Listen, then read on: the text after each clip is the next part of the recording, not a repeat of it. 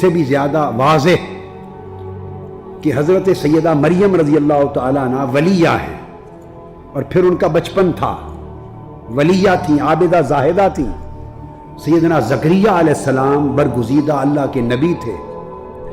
جب دیکھا سیدہ مریم کے پاس بند کمرے میں پھل آتے ہیں تو پوچھا انا لکی ھذا، اے مریم یہ پھل کہاں سے آئے؟ تو آپ نے کہا ہوا من عند اللہ، اللہ کی طرف سے آتے ہیں۔ ہنالک دعا زکریا ربہ، تو وہ جو حجرہ تھا حضرت مریم کا، وہیں کھڑے ہو کر اللہ کے حضور دعا کرنے لگ گئے۔ حضرت مریم کے حجرے کا توسل کیا، ان کے مقام عبادت کو وسیلہ کی جگہ بنایا۔ کس نے؟ اللہ کے نبی نے۔ ہنالک دعا زکریا ربہ۔ اب ولی کو چاہیے کہ نبی کی جگہ پہ وسیلہ بنائے اور دعا کرے، یا نبی ولی کے مقام پر جا کے دعا کرے؟ بولیے کیا ہونا چاہیے؟ ولی جائے نبی کے مقام پر دعا کرے اور وسیلہ بنائے، یہاں نبی ولی کے حجرے کو توسل مکانی بنا کر دعا کر رہا ہے، نبی ولی کے مقام پر۔ کیوں؟ اس لیے کہ اگر سیدہ مریم کسی ضمن میں ان کے حجرے میں دعا کرتی تو یہ عمل جائز ہوتا، شریعت میں سنت نہ بنتا، حکم نہ بنتا۔ جب نبی نے توسل کر لیا حضرت مریم کے حجرے میں تو نبی کا عمل ہو گیا، شریعت کا حکم ہو گیا، سنت بن گیا۔ آپ میری بات کو سمجھیں؟ یعنی کس طرح کسی عمل کو سنت بنانے کے لیے اللہ پاک ایک طریقہ اختیار فرماتا ہے۔ ایک اور مثال دیتا ہوں تاکہ یہ سب تصوف کے دائرے کے اندر رہنے والی چیزیں ہیں۔ تصوف کے مختلف حقائق بھی بیان ہو رہے ہیں، رسوم بھی بیان ہو رہے ہیں۔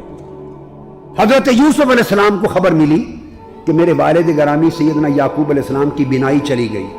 بھائیوں نے بتایا تو چاہتے تو دعا کر دیتے، ٹھیک ہے یا نہیں، کہ باری تعالیٰ میرے والد کی بینائی لوٹا دے، تو اللہ لوٹا دیتا، لوٹاتا یا نہیں لوٹاتا؟ لوٹا دیتا۔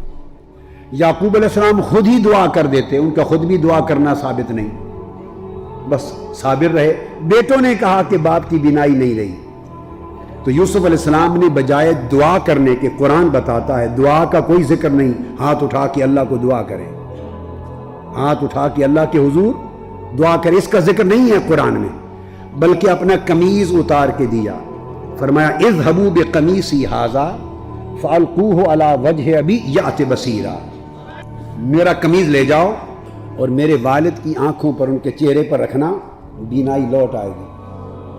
اب کیا اللہ کا نبی شرک سکھا رہا ہے؟ اپنا قمیض بھیج رہا ہے کہ میرا قمیض لے جاؤ، میرے والد کے چہرے پر رکھنا، بینائی لوٹ آئے گی۔ نتیجتاً آپ کے بھائی آپ کا قمیض لے آئے، حضرت یعقوب علیہ السلام کے چہرے پر، آنکھوں پر قمیض رکھا، فلما ان جاء البشیر القاہ علی وجہہ فارتد بصیرا۔ اب قرآن کہتا ہے وہ قمیض ان کی آنکھوں پر رکھا، وہ بینا ہو گئے۔ اگر دو ہی طریقے ممکن تھے، دعا بھی کر سکتے تھے مگر دعا نہیں کی، اگر دعا کرتے تو یہ وہ متداول طریقہ ہے کہ ہر نبی کرتا رہا ہے، اس سے کوئی نیا حکم ثابت نہ ہوتا، ہر کوئی دعا کرتا ہے، دعا کا حکم تو عین متداول طریق ہے، تو دعا نہیں کی، ایک نیا طریقہ سمجھایا کہ میرا قمیض جا کے میرے باپ کی آنکھوں پر رکھنا، اور قمیض کے صدقے سے بینائی لوٹ آئے گی۔ اب توسل کا طریقہ اپنایا، دعا کا نہیں، قمیض بھیجا، قمیض وسیلہ بنا، بینائی لوٹ آئی۔ اور کیوں بھیجا؟ اس لیے تاکہ نبی جب بھیجے گا تو توسل کے لیے قمیض بھیجنا، توسل وسیلہ کروانا بھی سنت بن جائے، اور نبی کے قمیض سے وسیلہ کرنا بھی سنت بن جائے۔